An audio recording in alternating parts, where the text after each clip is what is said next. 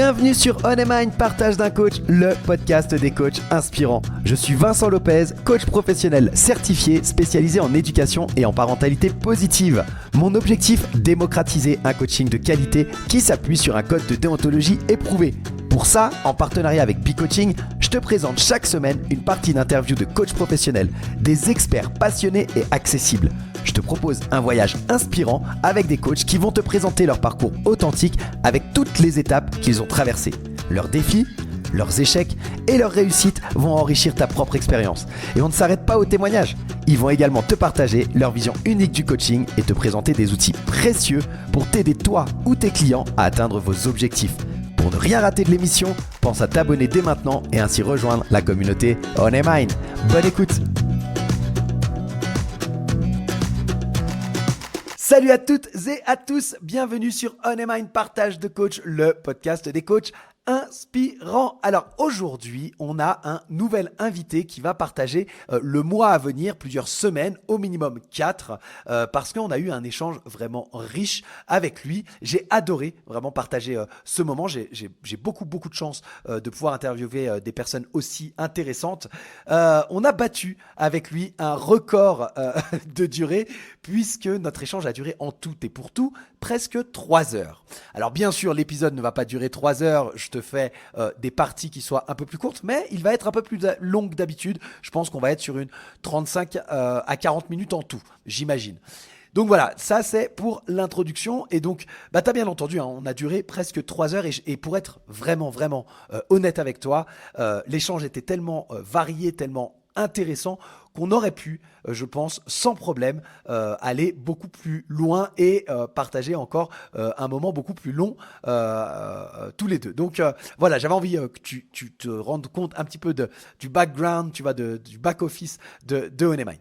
Alors, qui est ce nouvel invité? De quoi est-ce qu'on a parlé? Tu l'as peut-être vu sur la cover du podcast ou dans les posts qui annonçaient la sortie. Mon invité aujourd'hui est pour, comme je te l'ai dit, au moins les 4 semaines à venir, c'est Fabrice Boussalem. C'est un professionnel qui, tu vas pouvoir le découvrir, a eu une carrière sur plusieurs continents et il a récemment opéré une transition vers le coaching et la médiation.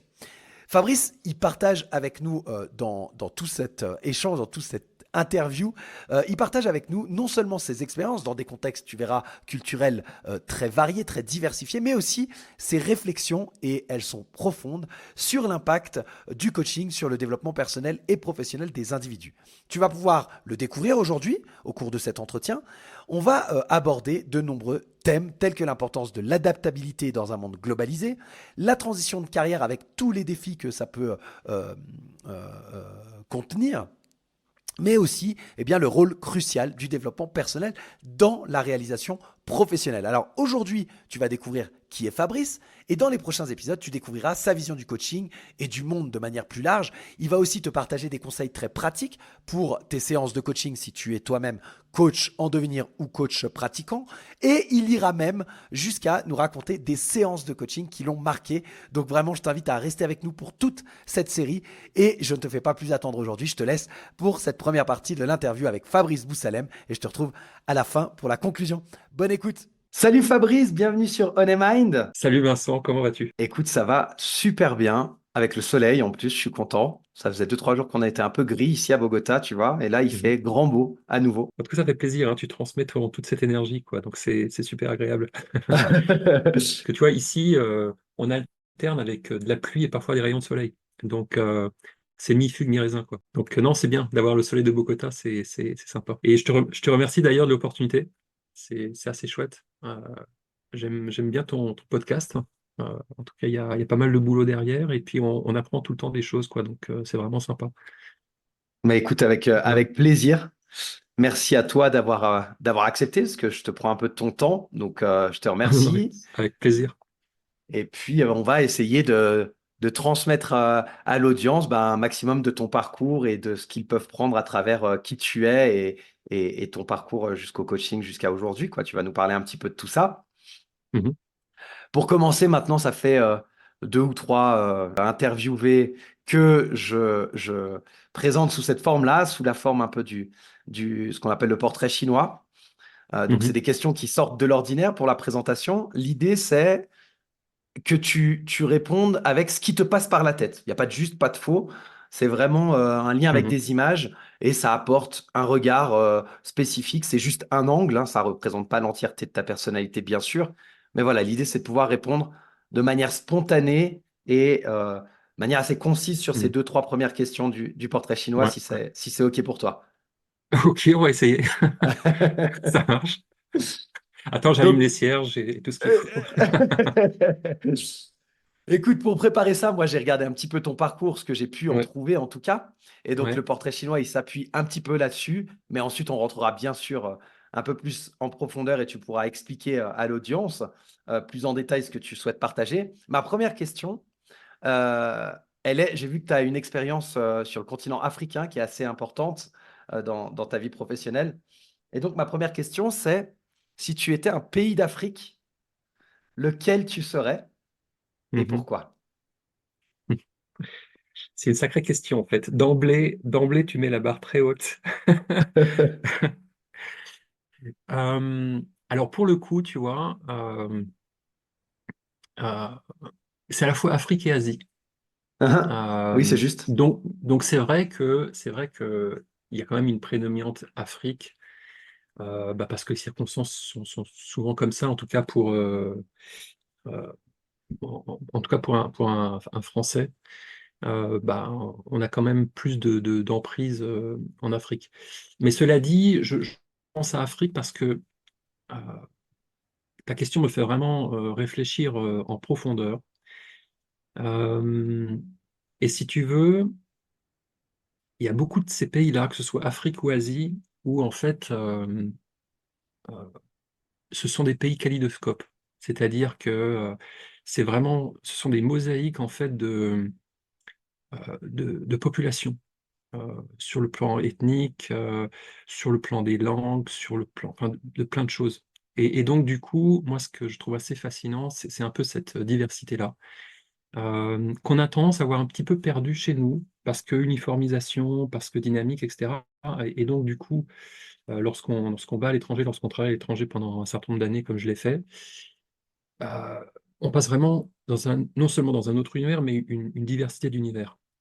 Et donc, du coup, les pays auxquels je pensais, par exemple, il y a le Nigeria en Afrique, Ok. précisément parce qu'il y a une pléthore d'ethnies, de groupes, de sous-groupes, etc. Mais je pensais aussi à l'Indonésie, parce que c'est un pays qui est gigantesque. Il y a des milliers d'îlots, euh, de langues. euh, donc, et si tu veux, je pensais à ces deux pays-là parmi tant d'autres, justement parce que comme j'avais le coaching dans un coin de ma tête, je me suis dit, en fait, ce que je trouve fascinant, c'est la découverte, et de s'ouvrir enfin, de rester ouvert à tout ce qui peut venir, quoi. Et moi, souvent, quand je parle d'un pays, si tu veux, ce qui est assez fou, c'est que, et c'est pour ça que j'ai pas vu les années passées, c'est que chaque fois, j'ai l'impression de sortir de l'école et de devoir tout réapprendre de A à Z. Mais quand je dis tout, c'est vraiment tout, c'est-à-dire une nouvelle culture, un nouveau système politique, enfin, une nouvelle dynamique économique. C'est souvent parfois une nouvelle organisation, et même quand c'est la même organisation, comme le Programme des Nations Unies pour le développement, pour qui j'ai travaillé à plusieurs reprises, en fait, quand tu changes de pays, tu changes pas seulement de pays, en fait, même le bureau dans ce pays-là, alors euh, l'architecture est la même, mais en fait, tu changes évidemment d'équipe, tu changes de collègues, tu changes d'état d'esprit. Donc, tu changes tout, en fait. Tu Tu vois, dois te et donc, réadapter à chaque fois, quoi. bah, tu te réadaptes oui, à 200% en fait. Euh, donc tu réinventes tout, et alors c'est absolument fabuleux parce que pendant les premiers mois, tu absorbes, tu absorbes, tu absorbes, tu découvres, tu essaies de comprendre, tu trouves tes repères, et puis à un moment donné, tu rentres dans une dynamique, et puis bon, bah voilà, tu apportes ce que tu peux apporter, euh, modestement, ou alors à la fois modestement, et puis euh, avec une certaine ambition en fait. Euh, Moi, j'ai toujours eu cette ambition, si tu veux, dans ce métier-là. euh, on va appeler ça le coopération-développement de manière large. Alors souvent, les gens disent humanitaire, c'est plus facile pour le commun des mortels de mettre quelque chose derrière. Mais c'est plus la coopération au développement. Et moi j'ai plus pratiqué ça, plus que l'humanitaire stricto sensu, parce que bon, l'humanitaire, il y a un peu le côté court terme urgence, qui Mhm. moi me satisfait moins. Évidemment que voilà, le monde est ce qu'il est, donc voilà, il y a et puis on le voit tous les jours. Mais si tu veux, moi, ma fibre, elle est plutôt tournée vers le développement parce que euh, on regarde les causes profondes et on va vraiment chercher c'est quoi le vrai problème en fait. Et si tu veux, tout ce que je viens de dire là, sur sa première question, c'est pour ça que je la trouve fabuleuse, c'est que en fait, finalement, tu peux reporter ça au coaching. Tu vois, c'est ce côté, cette diversité de l'humain. T'as pas deux personnes qui sont identiques en fait. Même tu peux prendre deux frères ou sœurs jumeaux ou un frère et une sœur, en fait, ils seront totalement différents. Et donc cette capacité de s'ouvrir à l'humain dans toute sa complexité, dans toute sa diversité, euh, et de l'accueillir comme ça, avec tout ce que ça suppose d'être coach, et j'imagine qu'on y reviendra au fil de l'entretien. Euh, Moi, je trouve ça absolument fabuleux. Euh, enfin, voilà, c'est un plaisir, en fait. Euh, et donc, si tu veux, c'est un peu comme si je passais de cet ancien métier que j'ai pratiqué pendant plus de 25 ans au coaching et à la médiation, parce qu'en fait, je me Mhm. suis doté de différentes cordes à mon arc. Euh, euh, voilà, enfin, en tout cas, pour dessiner un nouveau sillon, quoi, si tu veux. Mais l'ambition, quelque part, elle est toujours la même. C'est-à-dire que avant, je me réveillais le matin. euh, alors, je sais que souvent, je prends des précautions oratoires parce que je me dis, si je dis ça comme ça, on va me prendre pour un grand naïf. Mais c'était purement et simplement de changer le monde. Euh, et si tu veux, c'est rigolo parce que finalement, dans le domaine du coaching, on dit ça aussi. Tu vois, on dit, mais en fait, on contribue à changer le monde et c'est vrai. Euh, et sans fausse modestie ou quoi que ce soit, mais c'est vrai que une fois que l'on rentre dans, dans le coaching et dans peut-être de manière plus générale l'accompagnement, le développement personnel, etc., on se rend compte à quel point c'est vrai, en fait. Mhm. On accompagne des personnes. euh, alors, ça peut être une petite évolution plus ou moins importante. Euh, mais parfois, par exemple, dans mon cas à moi, tu vois, alors là, c'est vraiment une mise en abîme quand je me regarde moi, c'est carrément une transformation. Et alors, c'est pas seulement un grand T, c'est carrément des lettres majuscules pour tout le mot, si tu vois ce que je veux dire. C'est, tu vois, c'est vraiment passer d'un univers à un autre. Et ça, je pense qu'on va le toucher du doigt à plusieurs reprises. Euh, donc voilà. Donc, tu vois, ta première question, elle est déjà très dense. Euh, mais voilà, donc je vais essayer de m'arrêter pour te laisser tirer le fil, parce que sinon, rien que sur cette question, je peux te prendre la demi-journée. Mais écoute, non mais je te remercie beaucoup.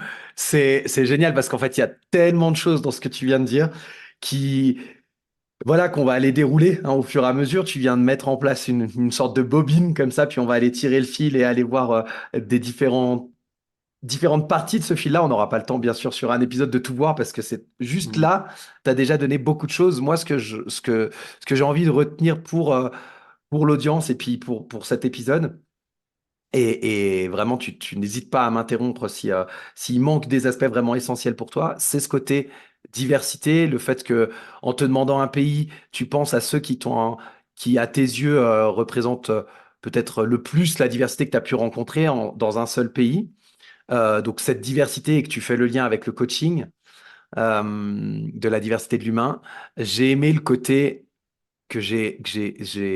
comment je peux dire, que j'ai lu à travers tes paroles sur le côté réadaptation perpétuelle et puis à la fin tu fais le lien en disant en fait ça a été une transformation avec des grandes lettres majuscules parce que rentrer dans le développement personnel et le coaching on a une évolution aussi nous en tant que coach, c'est pas simplement ce qu'on fait avec nos ouais. coachés mais nous on évolue au fur et à mesure bien entendu et ton parcours démontre aussi ça et le côté changer le monde qui m'a fait sourire dans le bon sens du terme parce que tu vois on parlait juste avant de lancer l'enregistrement un peu des choses qui se passent et du hasard ou pas du fait que je t'envoie un message quand tu y pensais etc.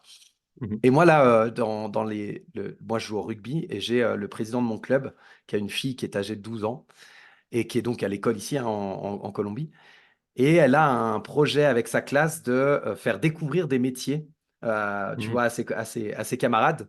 Et puis elle a demandé à son papa s'il pouvait me demander de présenter le coaching et de faire le lien entre ce métier-là et comment ça impacte le monde.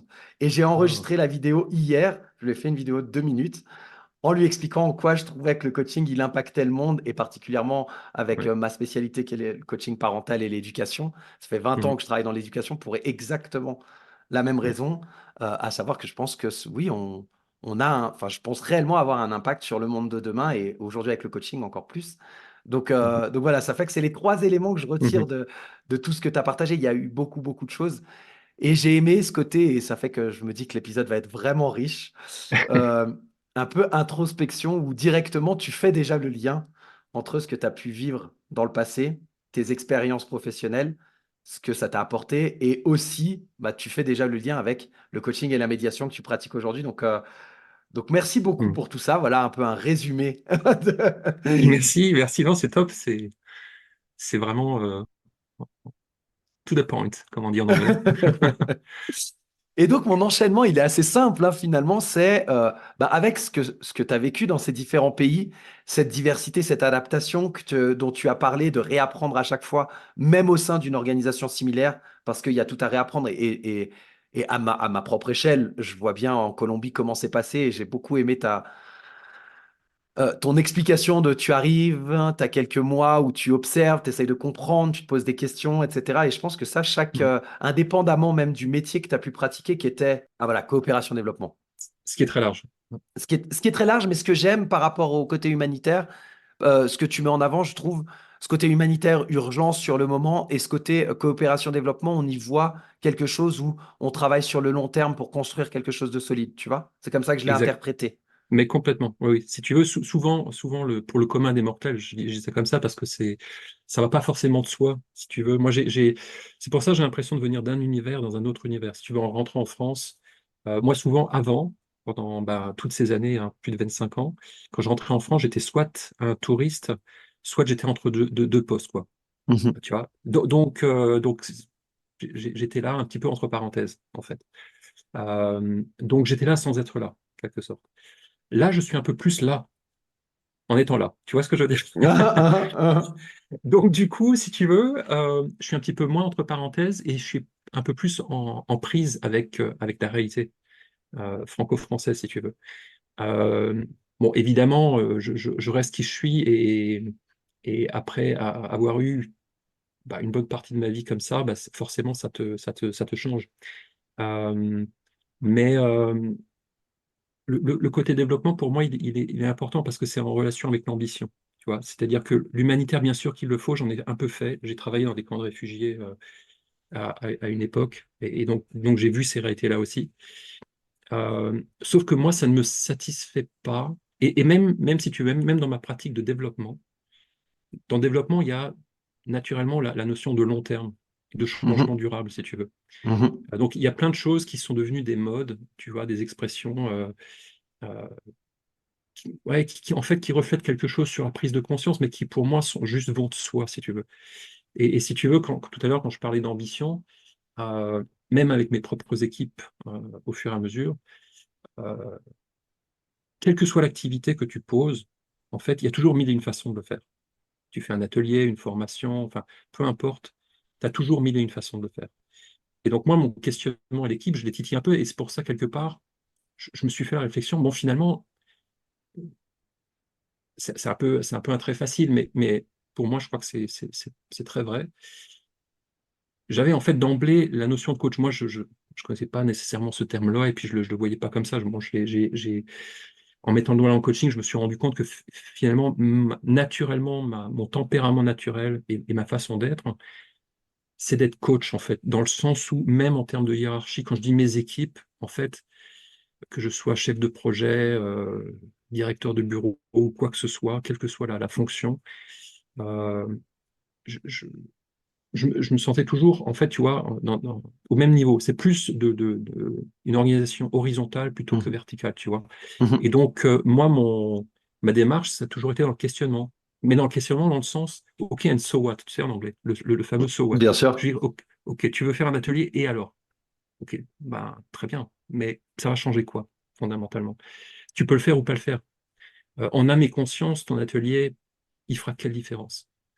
Ou ta formation, ou l'activité que tu proposes. Et donc, si tu veux, moi, j'avais déjà ce côté, ok, mais comment tu optimises? Comment, avec les mêmes ressources, tu peux avoir un impact qui est bien plus important, en fait. Et alors ça, évidemment, je me le suis appliqué à moi, parce qu'il y a bien longtemps, un de mes chefs, de mes patrons, au moment de faire mon évaluation, j'avais fait une super année. Vraiment, j'étais très content de moi. Et puis, comme c'est quelqu'un d'extrêmement, comment dire, exigeant, bon, il dit, ouais, ok, t'as fait un bon job. Je dis, mais tu plaisantes ou quoi? Et comme on s'entendait bien, il me dit, non, tu vois, si tu pouvais démontrer la relation entre ce que toi tu as fait et l'impact. Et je lui dis, mais tu sais que si je fais ça, j'ai un prix Nobel, en fait. Alors on a éclaté de rire parce qu'il me dit, oui, t'as raison. Mais en fait, il se rendait compte qu'effectivement, il était tellement exigeant. Mais du coup, si tu veux, ça pour moi, c'était un marqueur parce que depuis lors, en fait, j'ai été d'une exigence terrible. Mais en même temps, c'est une exigence et puis c'est la passion qui parle, si tu veux. C'est que je ne peux pas me contenter on fait une activité, on coche une case. Ça, Mhm. pour moi, c'est pas suffisamment bon. Donc, si tu veux, ce que je retire de ça, c'est dans le coaching, il y a aussi l'ambition. Là où ça fait quand même une grosse différence, parce que tu vois, dans mes fonctions d'avant, j'étais en position haute et coaching, on est plutôt en position basse. Donc, en fait, tu prends le contre-pied. Mhm. Comme changement, c'est pas simple du tout. Parce que quand tu es en position de leadership, moi, généralement, une fois que tu passes tes quelques mois à développer ta vision stratégique, à dire, OK, ça, c'est la direction. Après, je suis hyper flexible, c'est-à-dire, je sais où je veux aller. Ça me dérange pas de faire des méandres par en dessous, tu vois, et j'accueille ce que je dois accueillir. Mais c'est moi qui donne la direction. Alors que le coaching, tu prends le contre-pied de ça, en fait. Là, tu es juste là pour. Tu sais, souvent, on dit, tu es, à côté, mais un petit peu en retrait. Donc tu n'es pas le patron. Le patron, c'est le coaché. Donc, tu vois, de vraiment prendre le contre-pied de ça et de lâcher prise, et puis de laisser ton client, ton coaché, enfin peu importe comment tu l'appelles, euh, prendre sa place, mais vraiment, euh, et toi de vraiment euh, rester dans une position basse d'humilité, tu vois, et de dire OK. Et ça, c'est hyper important, c'est peut-être une des choses les plus importantes parce que moi, chaque fois que j'ai commencé au début, tu sais, dans la performance, parce que c'est notre travers, la société est telle qu'elle est. Donc en fait, on est dans cette idée il faut obtenir un résultat. Ou je veux être un héros, je veux être un champion, je veux être un super coach. Mais déjà, quand tu dis ça, c'est déjà le début du problème, en fait. Donc réussir à changer ce mindset-là pour te dire, non, mon rôle, c'est ce qu'on apprend hein, avec toutes les facettes, enfin, tout ce qui fait la posture du coach. C'est suspension de jugement, voilà, confidentialité, enfin, voilà, tous les éléments du coaching,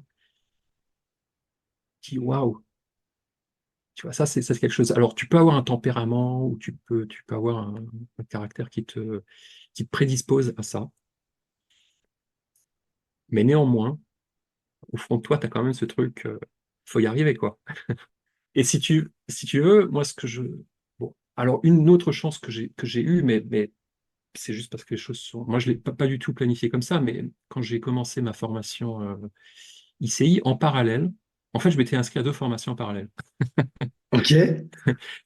dont dont les partis pris euh, sont totalement différents. J'ai fait un petit bout de formation avec International Mosaïque, Ok. euh, donc qui était en présentiel. Qui est Donc, également un centre de euh, formation de coaching, non? C'est juste? voilà, ouais, ouais, Ouais. exact, ouais, ouais. Ouais. Mais qui fait tout en présentiel.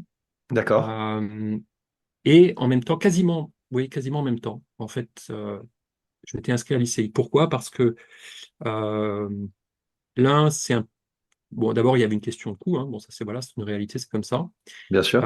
Mais si tu veux, des deux côtés, et alors c'est peut-être ma dualité, dualité qui résonne là-dessus, c'est que j'étais très sensible à l'approche. C'est un peu l'ADN du vivant, si tu veux. Tu vois, donc l'intégration mosaïque, c'est plus on coach directement. Tu es tout de suite dans la pratique. Tu passes pas par de l'académique, par du théorique, ou très peu. Alors, il y a des apports, bien sûr, hein. Je ne vais pas rentrer trop dans le détail. Mais si tu veux, souvent, je prends une image un petit peu radicale et un peu brutale. C'est que c'est un peu comme si on te lance dans une piscine. On te dit, OK, tu sais pas nager, mais débrouille-toi, quoi. Reste hors de Il y la a un peu tête de hors de ça. l'eau, quoi. Voilà, voilà. Et puis, de l'autre côté, moi, par contre, pour quelque chose, quand tu fais un passage qui est aussi radical de passer euh, du gestion de projet, du leadership, des fonctions comme ça, donc plutôt haute à coaching. Bon, ça, c'est un peu brutal quand même. Mais de l'autre côté, du coup, l'approche ICI me convenait bien aussi parce que c'est plus posé, c'est plus structuré, je dirais. C'est plus, voilà, c'est plus systématique en termes de donner un cadre, te donner un peu des références pour réfléchir, pour penser les choses. Mhm. Tu sais, les têtes de chapitre, enfin voilà, etc. Et donc, je trouve que pour moi, en fait, les deux se mariaient bien, en fait, et les deux s'alimentaient et Ok. s'enrichissaient Ouais, l'une l'autre. ouais. Et donc, mais ça, je l'ai vraiment fait parce que, pour le coup, euh, bah, j'ai fait des choses ces 2 dernières années que je ne m'étais pas forcément permise avant, c'est de vraiment suivre mon intuition. Parce qu'on aurait pu me dire, mais attends, mais c'est n'importe quoi, en fait. Enfin, je veux dire, pourquoi t'inscrire deux trucs à la fois? Enfin, je veux dire, c'est pas banal, quoi. Non, c'est pas banal, c'est vrai. Donc, euh, quelque part, le côté lâcher prise, de s'approprier les choses et de vraiment se faire confiance, ça, c'est plus un aboutissement euh, au fur et à mesure que tu apprends le coaching, par exemple avec ICI. Et du coup, moi, j'ai eu les deux en parallèle. En fait, je m'étais donné les deux en parallèle sans savoir à quoi m'attendre, en fait, hein. Je l'ai fait vraiment sur l'intuition. D'un côté, j'avais vraiment ce que c'est le coaching sans avoir à dire, ah oui, alors là, c'est des émotions, alors s'il y a telle émotion, il faut faire comme si, enfin blablabla, enfin voilà. Que ce soit émotion, que ce soit talent, que ce soit n'importe quel sujet, courbe de vie, enfin voilà, tu peux passer en revue tous les têtes de chapitre. Euh, donc, t'as pas à réfléchir comme ça. Tu le vis, c'est ça? Voilà, voilà, exactement. Tu le vis et d'un côté, c'était plus, comme c'est de la pratique tout le temps, c'est plus sous forme de protocole que tu déroules. Donc, tu es vraiment dans l'exercice en permanence. Euh, alors que de l'autre côté, bon, on passe au travers. Alors évidemment, il y a de la pratique, il y a des petites démonstrations, etc., etc. Mais somme toute, la pratique reste quand même un peu limitée. Après, évidemment, bah, chaque promo fait un petit peu ce qu'elle estime devoir faire, tu sais, hein, pour démultiplier les opportunités de pratiquer. Et puis après, tu as la possibilité ou la chance de commencer à coacher ce que j'appelle des vrais gens, sachant que les apprentis coachs sont aussi des vrais gens, mais dans le sens des personnes qui n'ont pas d'a priori, c'est-à-dire que il n'y a pas déjà un terrain voilà, qui est là, où on s'attend à ce que tu poses telle question à tel moment et qu'on passe des étapes, enfin, tu vois, là, tout le côté très théorique Les personnes qui qui sont en évite. dehors du coaching, quoi. C'est ça. Donc, quand tu dis des vrais gens, c'est de ça Voilà, dont tu parles. voilà. C'est-à-dire de Mhm, vrais premiers clients, en fait. mhm, mhm. Euh, Et ça change tout. Et voilà, et ça change tout. Parce que bah voilà, là, tu n'as plus nécessairement de garde-fou. En fait, c'est toi le cadre, en fait. C'est toi qui donne le cadre. Et c'est bien ton rôle, en fait. Tu es responsable du cadre, mais justement, tu es responsable du cadre pour donner la possibilité à ton client, ton coaché, d'évoluer en toute confiance, comme bon lui semble. C'est un peu, si tu veux, ça aussi, ça fait écho à quand j'avais les fonctions de direction. Ah, moi, ma problématique, c'est par exemple typiquement euh, poser des cadres parce que mon tempérament naturel, c'est plus d'être dans le contenu, comment on fait les choses, comment on avance, comment on démultiplie l'impact, etc., etc., etc.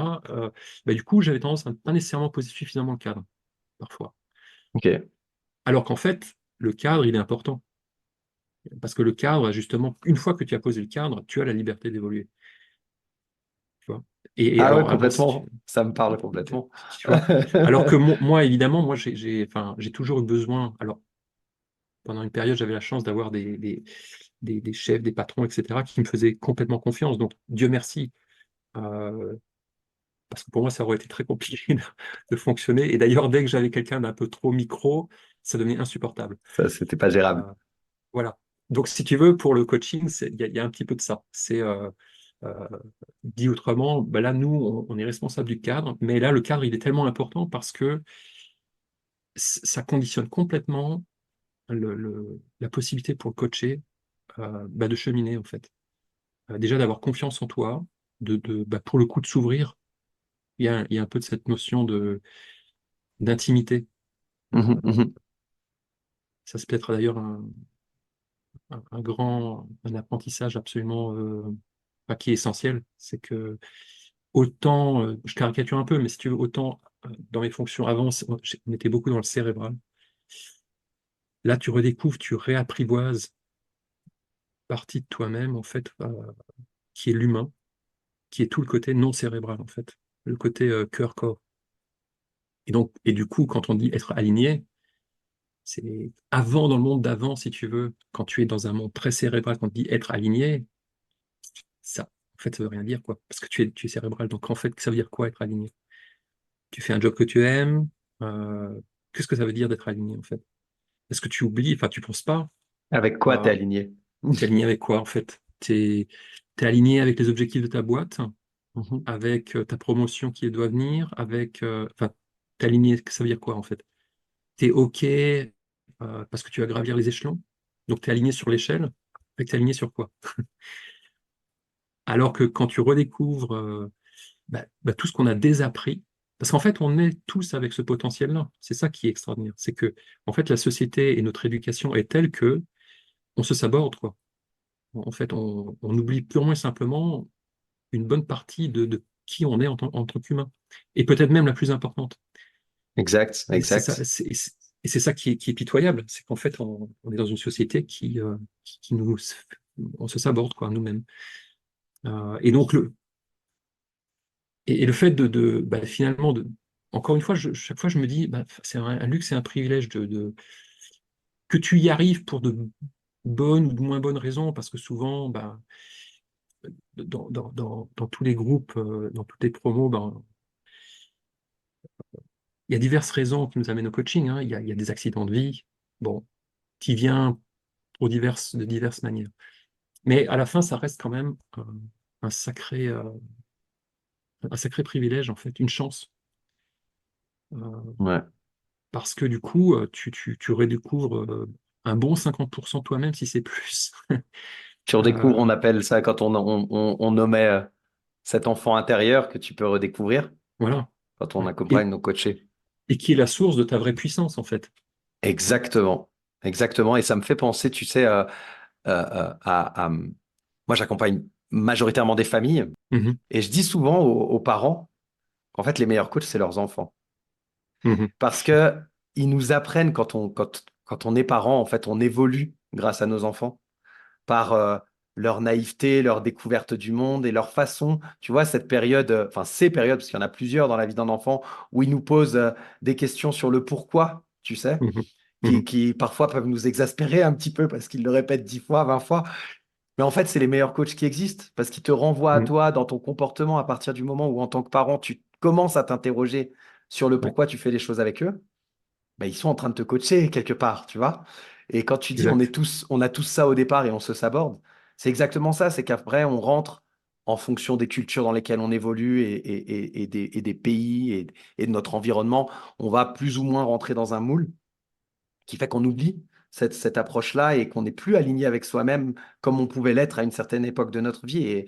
Et découvrir le coaching, ça nous ramène à ça. En tout cas, on tend vers ça. Je pense que c'est un travail d'une vie peut-être, mais Mhm. on tend à revenir à ça. Ouais, j'aime beaucoup on se saborde. Je vais garder ça. Et voilà, c'est sur ces mots, plein d'inspiration et de réflexion profonde qu'on clôture ensemble ce premier épisode avec Fabrice Boussalem. Alors aujourd'hui, Fabrice, il nous a fait voyager, tu as pu le voir, hein, il nous a emmené à travers ses expériences professionnelles variées sur plusieurs continents et il a partagé avec nous quelques leçons de vie tirées de ses nombreux rôles. Il a abordé la gestion de projets internationaux, il a abordé son passage au coaching et à la médiation.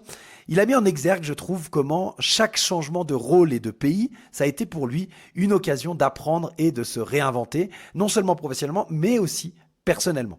Cette diversité culturelle qu'il a fréquentée, cette nécessité de s'adapter continuellement, ça lui a apporté pour ce qu'il est aujourd'hui en tant que coach et médiateur. Il nous a aussi parlé rapidement de l'impact du coaching sur le développement individuel. Alors, comme je te l'ai dit, c'est que le début de notre échange, puisque dans les prochaines semaines et dès dimanche prochain, eh bien Fabrice, il va nous dévoiler sa vision du coaching. On va aller explorer plus en détail sa philosophie du coaching. Comme je te l'ai dit, il va te partager aussi des conseils pratiques et il nous racontera de manière captivante les séances qui l'ont marqué depuis qu'il est coach. Donc merci beaucoup d'avoir écouté ce premier épisode. Je t'invite à t'abonner si ça n'est pas déjà fait pour ne rater aucune sortie.